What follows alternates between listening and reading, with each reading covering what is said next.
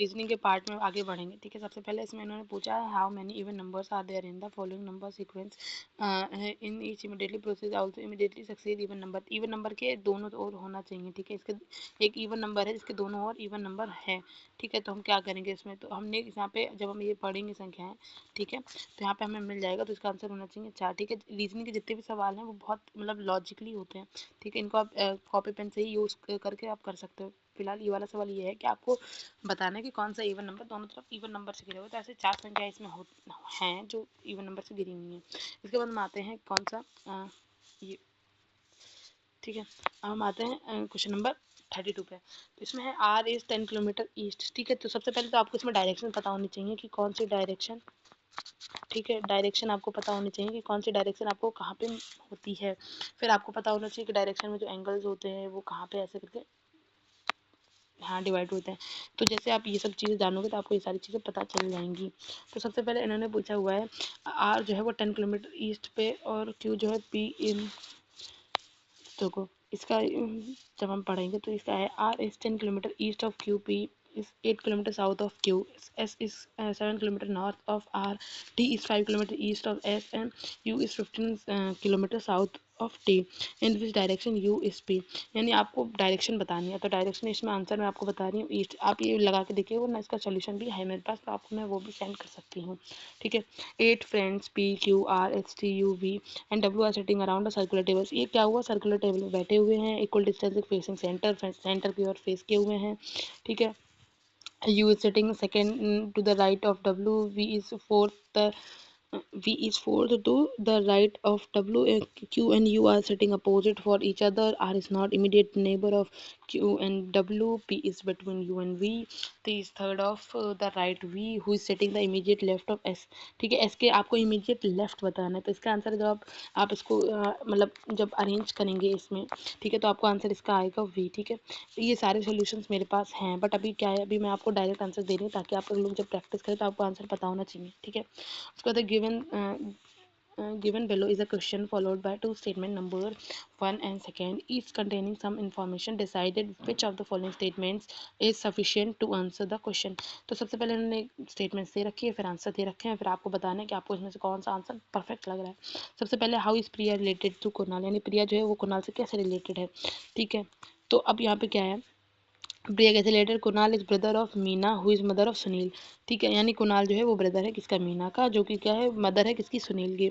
अब Sunil is brother is of Priya. ठीक है, सुनील जो है वो ब्रदर है प्रिया का। अब इन्होंने ये दो कंडीशन आपको बता दी कि कुणाल जो है वो भाई है मीना का, जो कि मम्मी है सुनील की। अब सुनील क्या है, सुनील जो है वो प्रिया का भाई है। ठीक, तो अब इसको हम कैसे हल करेंगे, अब इसको हम इसमें जब चारों स्टेटमेंट अच्छे से पढ़ते हैं, ठीक है, इसमें जब हम चारों स्टेटमेंट अच्छे से पढ़ रहे हैं, ठीक है, तो इसमें जो आंसर इसका निकलेगा वो है कि both the statement first and together are necessary for the answer. अब जब हमें पता ही नहीं, अब जैसे एक स्टेटमेंट में इन्होंने दे रखा है कि मीना है क्या, Kunal is brother of Meena who is mother of Sunil, ये इन्होंने एक अलग अधूरी स्टेटमेंट दे रखी है। फिर अगली स्टेटमेंट इन्होंने दे रखी है सुनील इज ब्रदर ऑफ प्रिया, तो ये कंप्लीट नहीं है, पर ये जो दोनों का हम यूज़ करेंगे तभी हमको उसका आंसर मिलेगा। ठीक है, उसके बाद हम आते हैं अगले सवाल पे हमारे, select the option which is illustrate the relationship among 3 given classes.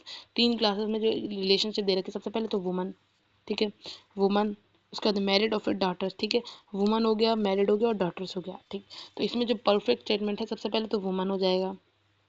ठीक, वुमन क्या है, वुमन जरूरी नहीं सारी मैरिड ही हूँ। ठीक, फिर क्या, डॉटर, अब वुमन देखो जितनी वुमन, वुमन मीन्स हो गया ये। अब यहाँ पे हम ये वाले को ज़्यादा कंसिडर करेंगे, ये तीनों एक साथ नहीं हो सकती हैं क्योंकि जरूरी नहीं डॉटर सारी मैरिड हों।